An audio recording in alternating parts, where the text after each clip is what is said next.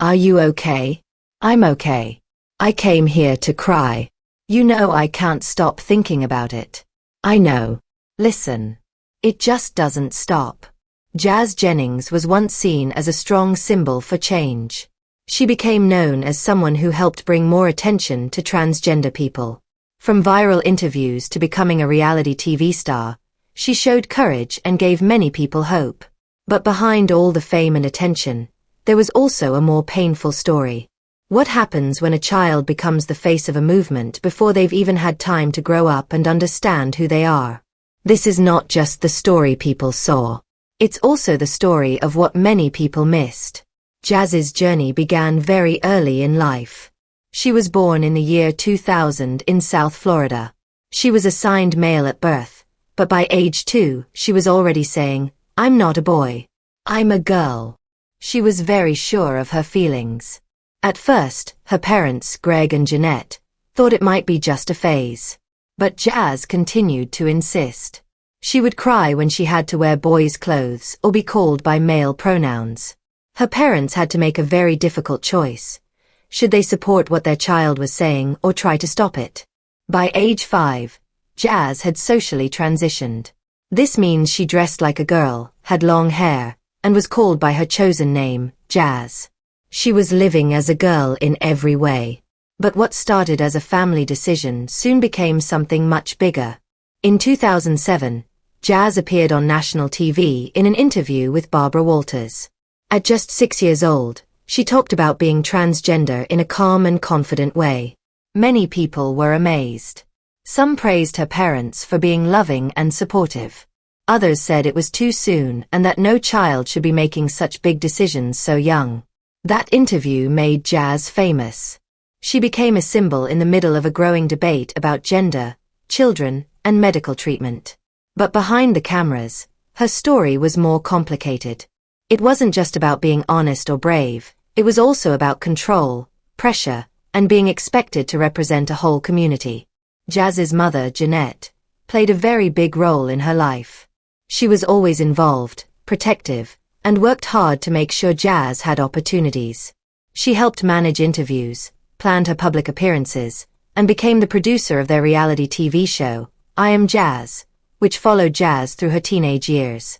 But some people wondered, was all of this support or was it too much control? Jazz's life was being filmed constantly. The cameras were there at school, at the doctor's office, in therapy, and even during emotional moments. She wrote a children's book, gave speeches, and was seen as a role model for many. But as time passed, it became clear that all this attention was not easy for her. Jazz was not just living her life, she was performing it. Everything was public. When Jazz reached puberty, her family made another big and controversial decision. At the age of 11, she began taking puberty blockers. These are medicines that stop the body from going through puberty. The idea was to prevent her from developing male traits like facial hair or a deeper voice.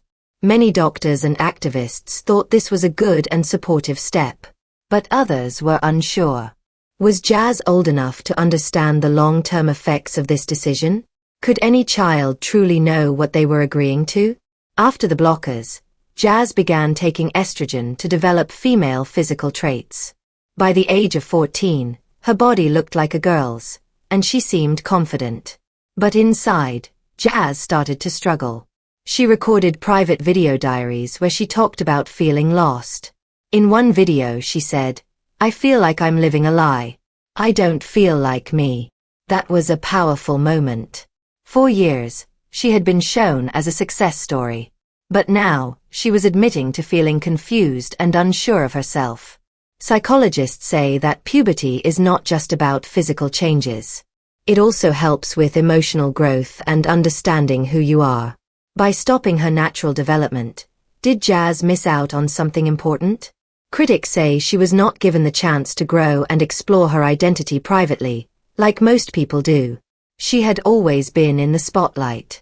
She never got to see what it felt like to grow up naturally, to make mistakes, or to learn about herself in her own time.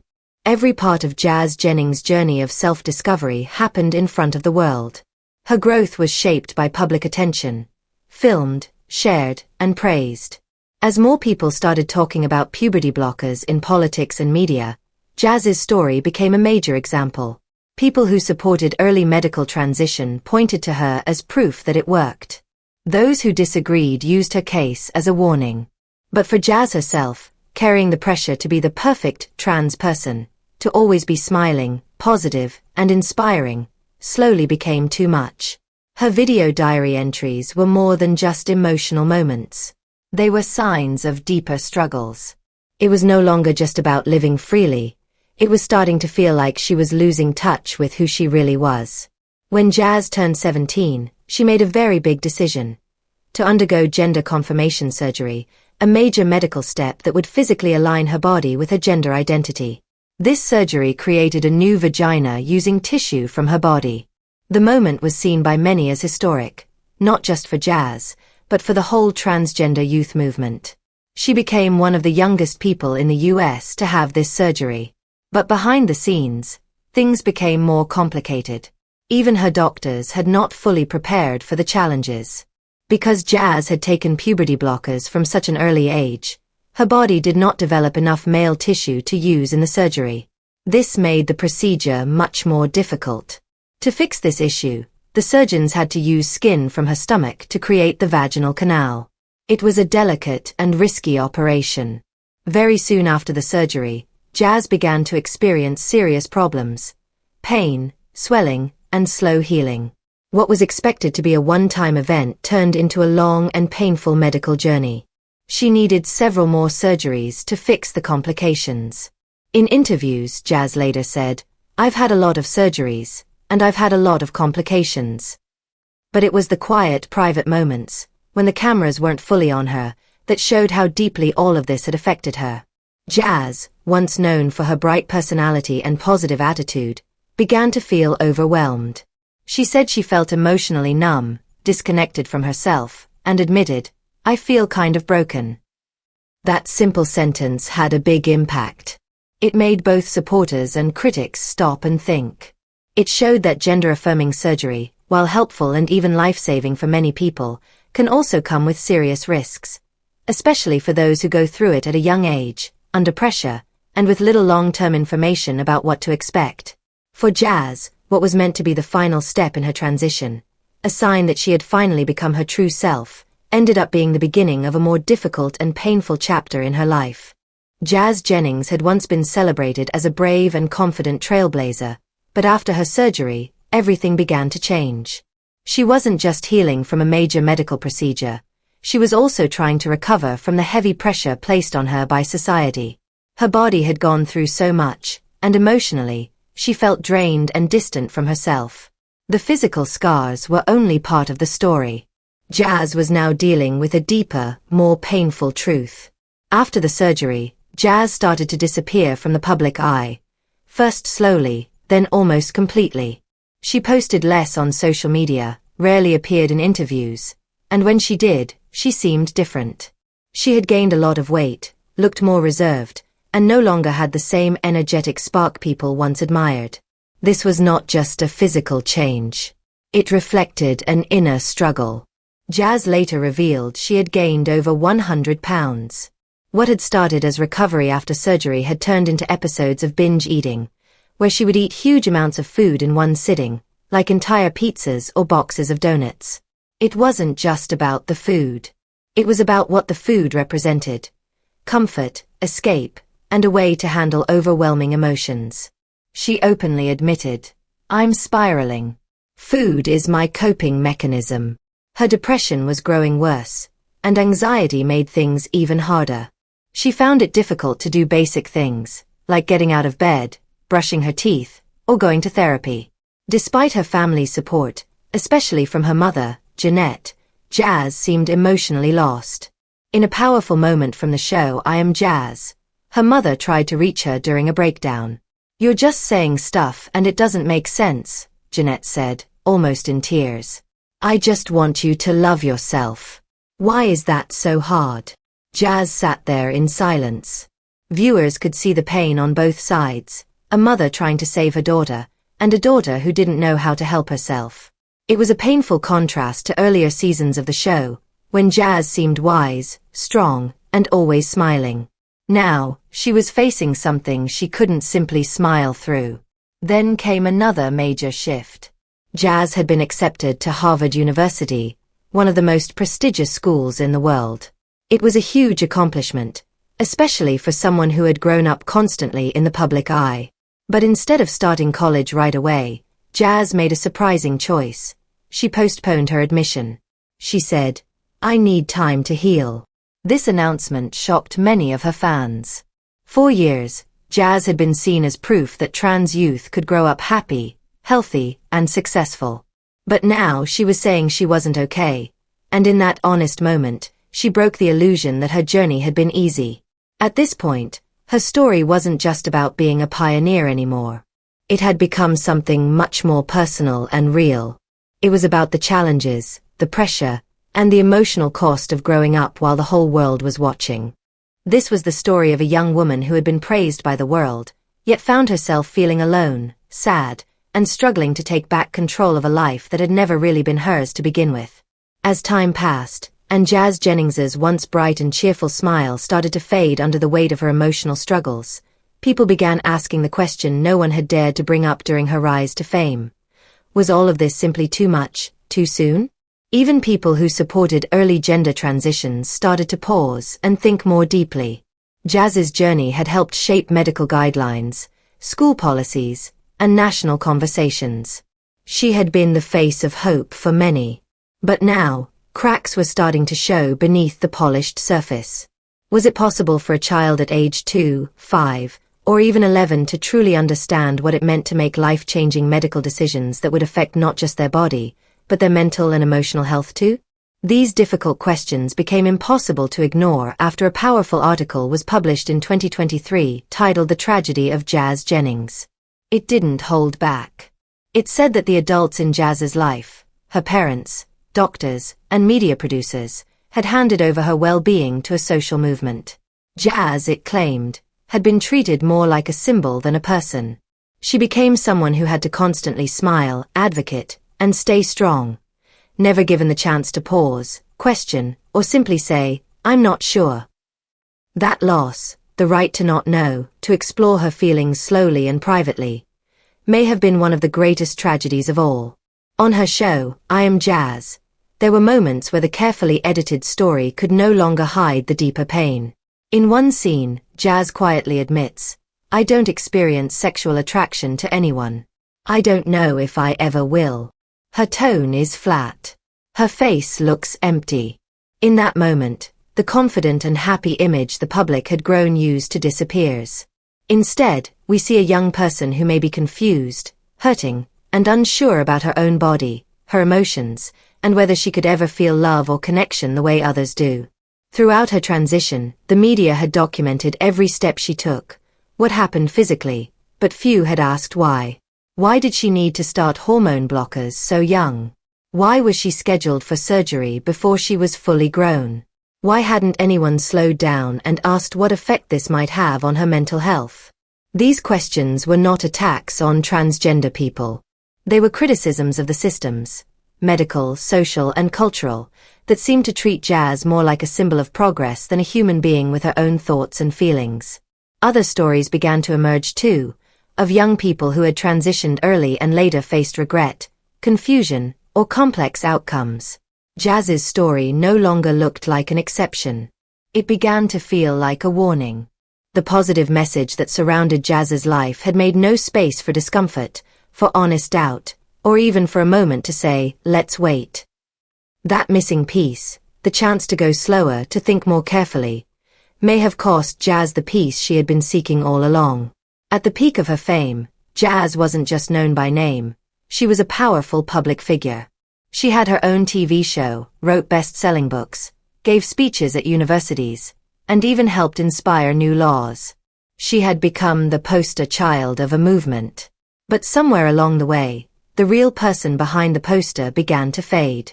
She was everything that trans advocacy groups could ever wish for. Jazz Jennings was smart, kind, gentle, and well-spoken. She knew how to talk to the media and make people feel hopeful. She became a symbol of progress, a poster child for what a successful gender transition could look like. But standing on a pedestal is never safe for long. By the time Jazz reached her early 20s, the image that had been built around her started to fall apart. Slowly at first, then all at once, Jazz was no longer the unshakable example of a happy trans life.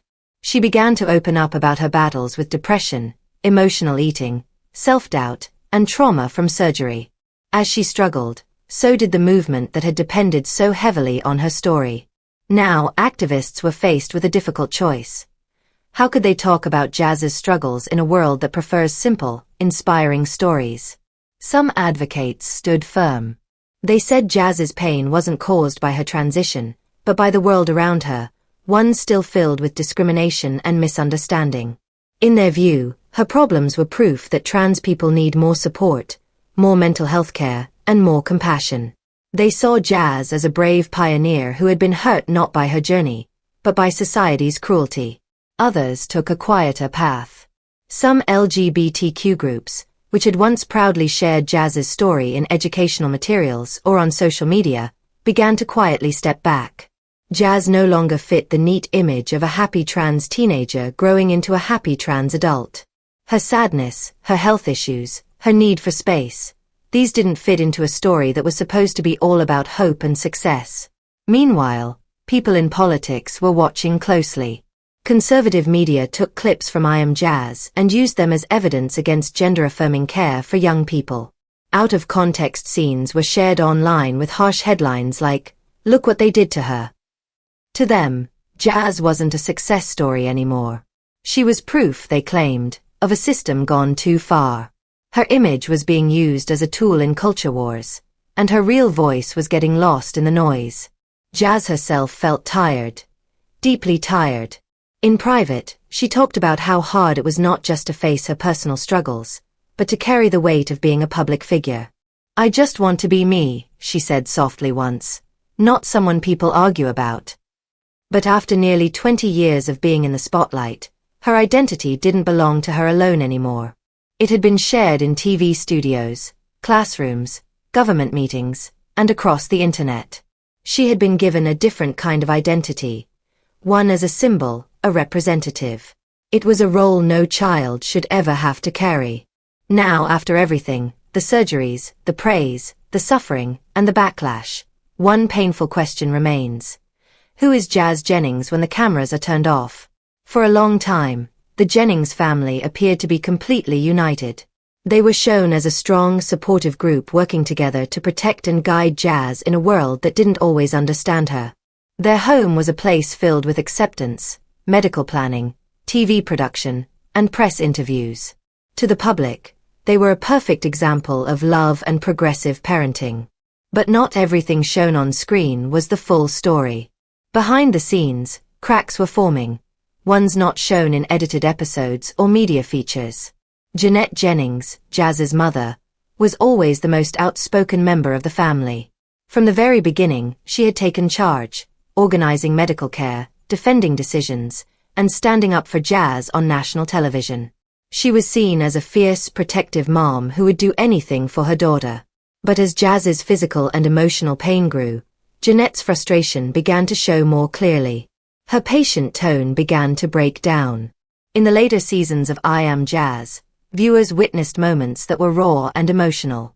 In one scene, Jeanette sits at the kitchen table, talking to Jazz. Her voice grows louder, and her face shows how tired she is. "I've been through this with you too long," she says. "You're just making excuses." Jazz sits quietly, her eyes empty, clearly hurting. This wasn't just a typical mother-daughter disagreement, it was a sign of something deeper. Their relationship had changed. Jeanette had carried the flag of trans advocacy for so long. But people began to wonder, was her focus still on Jazz's real health and happiness, or had it shifted toward protecting the story they had all told for so many years? Was Jeanette, in her effort to protect and support her daughter, too focused on pushing forward to actually hear what Jazz was trying to say? Had Jazz become part of something so powerful and fast-moving that even her own family didn't realize when she needed to slow down and breathe? Many people online started to criticize Jeanette. Some even called her a stage mom of the trans movement, a mother who was so involved in promoting the story of progress that she couldn't step back, even when her daughter was clearly struggling. Every emotional moment, every therapy session, every time Jazz seemed unsure or upset, it was all shown on television, edited and broadcast for the public to see. Meanwhile, other members of the family began to show signs of being tired and overwhelmed. Jazz's siblings sometimes spoke in quiet voices about their concerns. Her father, Greg, who once seemed calm and balanced next to Jeanette's strong personality, started appearing more distant in episodes. He was often quiet, just watching instead of stepping in. The emotional balance of the family had changed, and no one seemed to know exactly what their role was anymore. To the public, the Jennings family had once looked like a perfect example of love and support. But behind the scenes, they were just a family caught in something much bigger, a world of advocacy, media, and decisions that couldn't be undone. They wanted to help Jazz, but they were also dealing with the reality of turning her into a national figure. And the most painful question kept coming up. Was Jazz ever truly given the time and space to grow into herself naturally? Or was she pushed forward too quickly because the world needed a hopeful story more than it needed her to be okay? Jazz's story isn't just sad, it's much deeper than that. Her life shows the heavy weight placed on a child who is expected not only to live her truth, but to represent a whole movement. From the time she was just 6 years old, Jazz was celebrated as a role model and a trailblazer. She became the face of a national conversation about transgender youth at a time when people were desperate for a positive example. And for a while, she fit that role perfectly. But identity isn't something that's meant to be built in front of an audience. By the time Jazz reached her 20s, this truth hit her hard. Even though she continued to say she identifies as female and supports trans youth, Jazz also began to speak openly about how difficult her journey had been. She admitted to feeling lost inside, disconnected from her own body and emotions, and deeply tired. Her struggles weren't just from surgery, they were also from never getting the chance to ask who she might have been without all the pressure, the attention, and the constant expectations. In one quiet scene from her show, Jazz says, "I feel like I don't even know who I am anymore." That one sentence was not about being transgender, it was a deeply human cry for understanding. It showed the emotional emptiness that can happen when someone's identity is shaped in public, without time to explore and reflect privately. Jazz's journey teaches us that even stories meant to bring hope can become painful when they move too fast and ignore the person at the center. This isn't a message against transitioning. It's a message about the dangers of being too sure too soon, of relying too much on medical answers, and of using young lives to support political or cultural arguments. Jazz was praised when she smiled, when she said inspiring things, when she made her journey look easy. But when she began to struggle, when she gained weight, when she felt confused, when she admitted she didn't have it all figured out, her story suddenly became uncomfortable for some people. But those moments of struggle were also the moments when Jazz became most real. Her story shows us a deeper problem in society: how much we avoid complexity. We like clear before and after stories, happy endings, and inspiring messages. But real life isn't like that. Jazz is living in the messy middle, where emotions are complicated, where healing takes time, and where a person is still learning who they are. She's not just a symbol. She's a young woman trying to rebuild herself after growing up in front of the world. She's still figuring out her identity, in real time, with real feelings and real pain. And maybe that honesty brings a new kind of hope, not the perfect, polished kind, but the kind that comes from saying, "I don't know everything yet." The kind that says, "I'm still finding my way." As of 2024, Jazz is still sharing updates online. She talks openly about mental health, connects with fans who have followed her since she was a child, and is working hard to lose weight, rebuild her confidence, and gain clarity about her future. But now, there is more silence, more peace. The cameras have mostly gone. The big media spotlight has shifted elsewhere. For maybe the first time, Jazz is not a headline, not a symbol, not someone people argue about. She's just a young woman trying to figure out who she really is. And in that quiet moment, one haunting question remains. What happens when a child becomes the face of a movement before they've even had the chance to fully become themselves?